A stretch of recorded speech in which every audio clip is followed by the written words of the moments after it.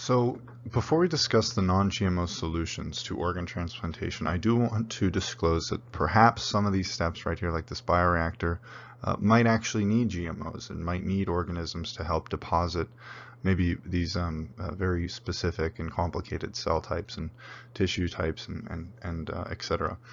But before that, I want to show you the moonshots, right? We need to predict here, are these going to be viable solutions to supplement the organ supply, not just for the heart, but for all sorts of organs. Now, this is called fresh bioprinting. It stands for free-form reversible embedding of suspended hydrogels.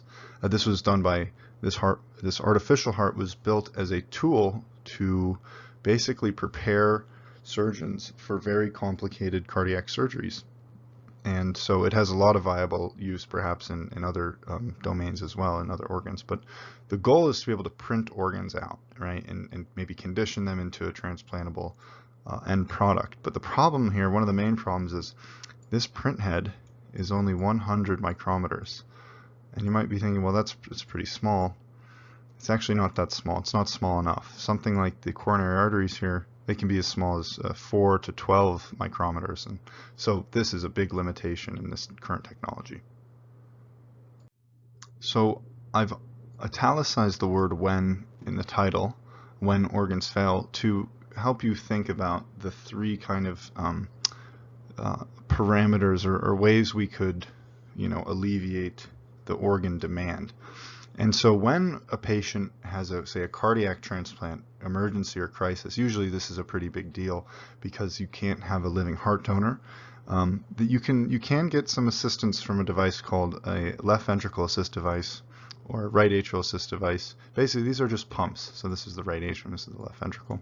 And these are just pumps that help the cardiac output while the patient waits. Now, if you have kidney failure, right, you're in better straits, I'd say, because you can have a live donor.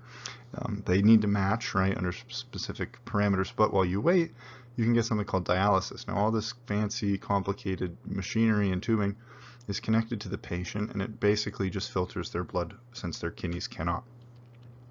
The middle slide, or the middle image here, is a graph by some researchers who wanted to find out how flexible organ procurement organizations and hospitals were. And they did this by ranking or submitting a bunch of requests as younger donors, older donors, or severely donors with a severe medical condition. And so they were probing the hospitals, and they found that they're not actually that flexible, or there's a lot of variety in the flexibility. And on average, they're not that flexible. Let's see, right? 7, the highest flexibility rating is pretty low.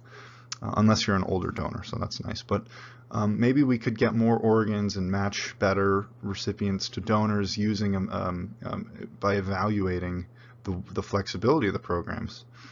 And so the third when organs fail has to do with stopping organ failure in the first place, right? So organs fail when you consume lots of tobacco and when you consume lots of alcohol for a long period of time and you don't exercise. That's when organs fail. But exercise here is a good way to at least slow organ failure and heart disease and other chronic ailments that can put a lot of stress, additional stress on your body as it ages. All the things, right, the prolongment, right, so dialysis and those pumps, the procurement of organs, right, so the study that talked about those older donors, and then the prevention, right, I talked about preventing maybe increasing campaigns to stop teens and from consuming so much alcohol so early, things like that. But in my opinion, the most organic, here's me trying too hard again, the most organic solution is to increase living donor supplies, increase the number of kidneys and liver transplants that we have available for people. Obviously, you can't be a living donor of the heart because you die without a heart, but any good argument has ethical, logical, and emotional, right, the three pillars. These are the three pillars of rhetoric. So in my opinion, playing the pathos and the ethos, the ethics, and these really tie in well to the donor-recipient relationship, right? Especially when the donor is still living and the recipient gets a new lease on life, we could say. And at the beginning, I showed you some kind of moonshots, and I hope you predicted, right, how you think this organ supply dilemma might be alleviated. This is a picture of Yogi Berra, and in the spirit of predictions, he said infamously, "It is very hard to make predictions, especially about the future." And I hope you enjoyed our presentation. Thank you.